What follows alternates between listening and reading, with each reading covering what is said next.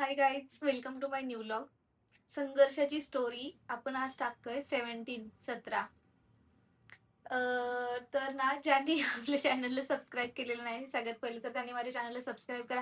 म्हणजे माझे नवीन नवीन येणारे व्लॉग तुम्हाला पहिले तुम्हाला त्याचं नोटिफिकेशन पडेल आणि तुम्ही तो बघू शकता. कारण की बऱ्याचदा असं होतं सगळ्यांना फीडमध्ये जाऊन चेक करायला लागते की नवीन व्लॉग आला का. बऱ्याचदा काय होतं, माझं तोंड आलंय ना, तर मग मी काल टाकला पण नव्हता. तर आपले बरेच मेंबर असे युट्यूब फॅमिलीचे की ते चेक करतात सारखं जाऊन, आलाय का व्लॉग.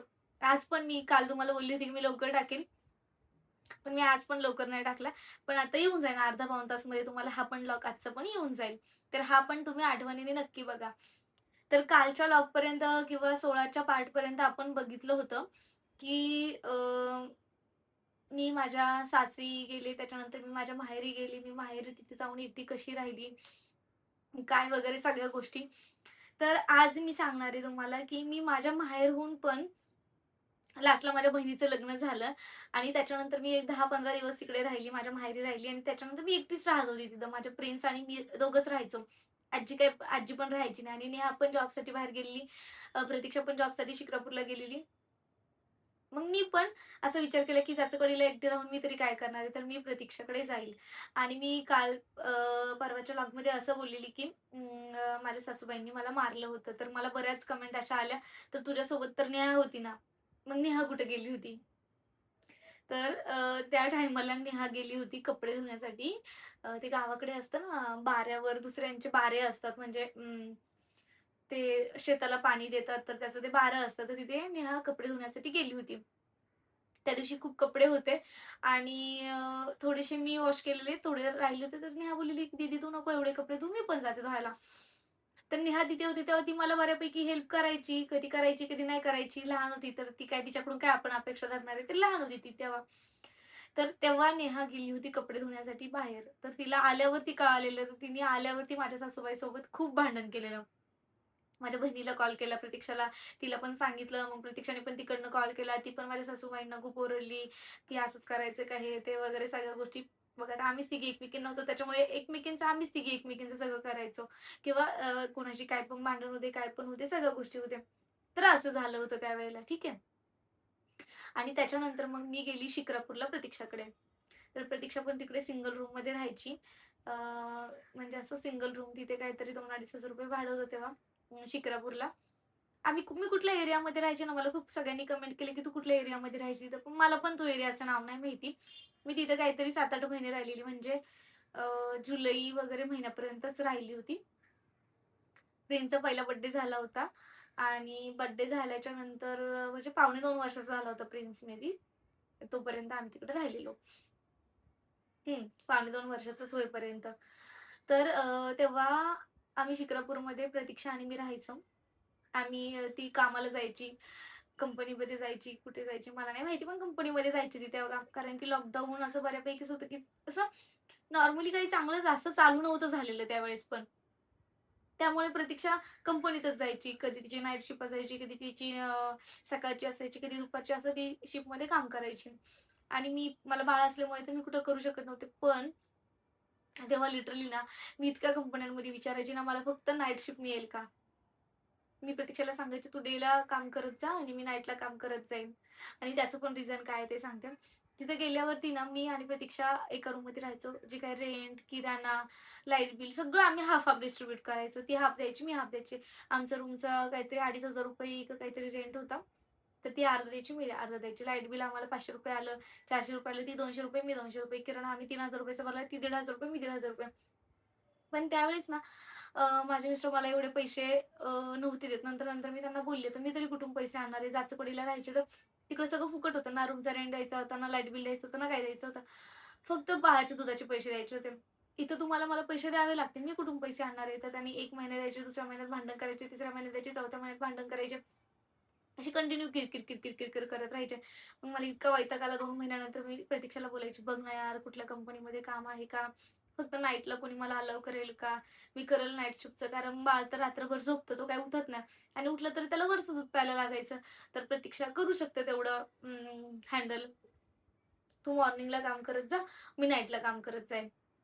पण आम्ही खूप कंपन्यांमध्ये इन्क्वायरी केली, पण असं नाईट शिफ्ट कंटिन्यू कोणी देत नव्हतं. 8-8 दिवसाची शिफ्ट असायची ना, 8 दिवस नाईट, 8 दिवस मॉर्निंग, 8 दिवस सेकंड शिफ्ट असं काहीतरी असायचं. तर मला तेव्हा पण तिकडे काम असं ना नाही मिळालं म्हणजे. पण माझी इच्छा होती. पण आम्ही तिथं खूप छान राहिलो 7-8 महिने. अ, दिवसभर सगळे लोकं कामाला जायचे. आणि जे यायचे काम करून नाईट शिफ्टचे ते येऊन झोपायचे. पूर्ण एवढ्या मोठ्या बिल्डिंगमध्ये ना मी आणि प्रिन्सच. आम्ही मस्त ते खेळायचो. प्रिन्सला पण एकदम सगळे सगळे बॅचलर लोकं राहायचे तिथं. ते सगळे बॅचलर लोकं राहत असल्यामुळे ना प्रिन्सला सगळे इतकं लाड करायचे. कोण येताना खाऊ घेऊन ये, कोण काय कर, कोण काय कर. नवीन सगळे सगळे मुलं-मुली तिथं असायचे. काही लग्न झालेले पण फॅमिली पण असायच्या. तर इतकं छान ना तिथे मी प्रिन्सला रोज संध्याकाळ झाली का तिकडे असं ग्राउंड होतं एक, त्या ग्राउंडवरती खेळायला घेऊन जायची. असं सगळं एकदम व्यवस्थित. आणि माझे मिस्टर पण ना मला कधीतरी यायचे म्हणजे महिन्यातून एकदा दोनदा यायचे मला भेटायला. प्रिन्सला मला भेटायला यायचे. मग मी पण कधी-कधी पुण्याला यायची. ते त्यांच्या बहिणीकडे राहायचे. मग मी पण पुण्याला यायची कधी-कधी, की थोडंसं चेंज म्हणून म्हणा किंवा प्रिन्स आजारी पडला हॉस्पिटलला नेण्यासाठी. तर तिथे ना आम्हाला 1-2 लोकं इतके चांगले भेटले ना खरं तर. जे आम्हाला दूध टाकायचे ना ते एक दादा होते. त्यांचं नाव यार मी आता विसरली.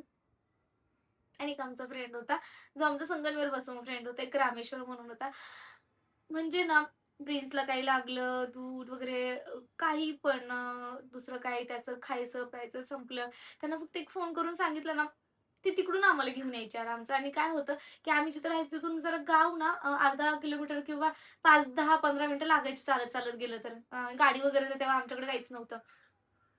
एक छोटीशी रूम, त्याच्यामध्ये गॅस, थोडं-थोडं सगळं विकत घेऊन घ्यायचो आम्ही. मग तिथे राहायचो वगैरे सगळ्या गोष्टी असं. त्याच्यामुळे जास्त काही आमच्याकडे नव्हतंच. पण त्या सगळ्यांनी ना इतकी हेल्प केली ना, प्रिन्स आजारी पडला, प्रिन्सला दवाखान्यात घेऊन जा, कधी पण किती पण वेळ आमच्यासोबत थांबा. हॉस्पिटलमध्ये इकडं-तिकडं बाहेर नेताना आणि प्रिन्स छोटा होता तेव्हा म्हणजे एक दिवस चालायला नॉर्मली येत होतं. पण ते असं ना गावाकडे कसं ना सगळे मातीचे रोड, दगडाचे रोड असतात. त्याच्यामुळे ना असं जायला किंवा ब्रिज चालन असं नव्हतं. आम्हाला इतकं जड व्हायचं ना, प्रतीक्षा थोडं 5 मिनिटं घ्यायची, मी 5 मिनिटं घ्यायची. प्रतीक्षा 5 मिनिटं घ्यायची, मी 5 मिनिटं घ्यायची. आणि मग आम्ही चालत कुठं गावापर्यंत पोहोचायचो. इतका वैताग यायचा ना, कंटाळून जायचो. मग जाताना ते कोणीतरी आम्हाला काय करायचे, "आता ब्रिज मोठं झालंय, तुम्हाला नेता येत नाही. आम्ही तुम्हाला सोडवतो." मग ते कोणी ना कोणी आम्हाला तिकडे सोडवत राहायचं. किंवा त्या बिल्डिंगपर्यंत आम्हाला सोडून यायचं. तर असे ते इतके छान ना प्रत्येक गोष्टीसाठी हेल्प करायचे. कधी पण फोन करा, काय पण करा. म्हणजे इव्हन अजून पण आता कसं कॉन्टॅक्ट थोडेसे तुटलेत किंवा असं डिस्टन्स जास्त झालं त्याच्यामुळे आता होत नाही. पण खरंच खूप छान होते ते दोन्ही पण पर्सन. आणि त्याच्यानंतर ना आम्ही तिथे थोडे दिवस 7च महिने राहिली आणि त्याच्यानंतर आम्ही म्हणजे माझे मिस्टर मला बोलले, की "आता बस झालं इकडे. आता आपण पुण्यात शिफ्ट होऊयात." त्याच्यानंतर मग आम्ही पुण्यामध्ये शिफ्ट झालो. पुण्यामध्ये शिफ्ट झाली आणि पहिले 3-1 महिने तर मी अशीच घरातच बसून होते. काम म्हणजे 1 महिना. त्याच्यानंतर त्यांनी स्वतःचं हॉटेल वगैरे टाकलं. मग ते हॉटेलचं करायचे. आम्ही पण तिथे हेल्प करायचो, सगळ्या गोष्टी करायचो. म्हणजे सगळं हेल्प करायचो आम्ही हॉटेलमध्ये फार सगळं जे नाही ते काम केलं तिथे लिटरली. पण काय एखाद्याला जाण नसते तसंच काहीतरी. पण सगळ्या गोष्टी केल्या वगैरे नंतर ना मग मी विचार केला, की हॉटेलमधून पण इतकं इन्कम त्यांना मिळत नाही, की प्रिन्सचं माझं खर्च वगैरे सगळ्या गोष्टी निघतात वगैरे. म्हणजे इतकं प्रॉब्लेम व्हायचा ना, सगळं म्हणजे पैशांसाठी ना इतकं प्रॉब्लेम व्हायला लागलेला ना, की बाळ आल्याच्या नंतर म्हणजे मी अशी अपेक्षा केलेली, की बघा सगळे कपल आजकाल काय करतात, की आपण फायनान्शियली स्ट्रॉंग असलो पाहिजे. तरच बेबीचं प्लॅनिंग करतात. ठीक आहे, मला असंच बेबी झालं, सगळ्या गोष्टी झाल्या. त्याच्यानंतर त्याचा खर्च वगैरे वाढला, तर सगळ्या गोष्टी झाल्या. पण फायनान्शियली बॅकअप असणं खूप गरजेचं आहे. आपण एका मुलाला जन्म देतोय, आपण त्याच्या सगळ्या गोष्टींसाठी मागे-पुढे बघतोय, तर प्रत्येक गोष्ट आपण आपल्यासाठी एक गोष्ट कमी करू शकतो, मुलासाठी नाही ना करू शकत. बेसिक नीड्स असतात त्याचे. तुम्हाला त्याला दूध लागणारच आहे, तुम्हाला त्याच्यासाठी डायपर लागणारच आहे, त्याच्यासाठी तुम्हाला फ्रुट्स लागणार आहे, त्याच्यासाठी सॅरेलॅक वगैरेच्या गोष्टी तुम्हाला लागणारच आहे. किंवा घरामध्ये जे तुम्ही दाल, खिचडी ते ह्या बेसिक गोष्टी तुम्हाला लागणारच आहे. ह्या पण असणं गरजेचं आहे. तर ह्या सगळ्या गोष्टी तिथे फुलफिल होत नव्हत्या. मग मी विचार केला, की नाही मी जॉब करते म्हणून. तर ते बोलले, "नाही जॉब कशाला? इथं नाही, तिथं नाही, असं नाही, दुनिया अशीच आहे, दुनिया तशीच आहे." हे बघा, म्हणजे जॉब पण करून द्यायचा नाही, स्वतःने पण पैसे द्यायचे नाही. म्हणजे काय माहिती एखाद्याची मेंटॅलिटी अशी कशी असू शकते. पण मग मी पहिले 2 महिने तरी नाही, नाही म्हणताय म्हणून ठीक आहे, जाऊ दे, नाही आवडत त्यांना, नको जायला, आपण बसूयात घरातच वगैरे सगळ्या गोष्टी अशाच मी चालू करत राहिली. नंतर मग मी विचार केला, की नाही काम तर केलं पाहिजे. एकाच्या याच्यावरती चालत नाही. ते स्वतः पण कामासाठी बाहेर जात नाही. मी पण जाणार नाही. सगळं हॉटेलच्या जेवावरती एकटं कोण किती किती करणार आहे. मग मी त्यांना बोलली, "बघा तुम्हाला माझ्याशी बोलायचंय बोला, भांडायचंय भांडा. मी कामाला जाते." काय 10,000-15,000 पगार. माझं आणि बाळाचं तरी निघेल त्याच्यामध्ये. बाकीचं बघू पुढचं पुढं. बाकी रेंट वगैरे या गोष्टी तर तुम्हाला द्यायलाच लागतात. तर त्याच्यानंतर मी शिक्रापूरमध्ये 7 महिने राहिलो आणि 7 महिन्यानंतर आम्ही पुण्यामध्ये शिफ्ट झालो.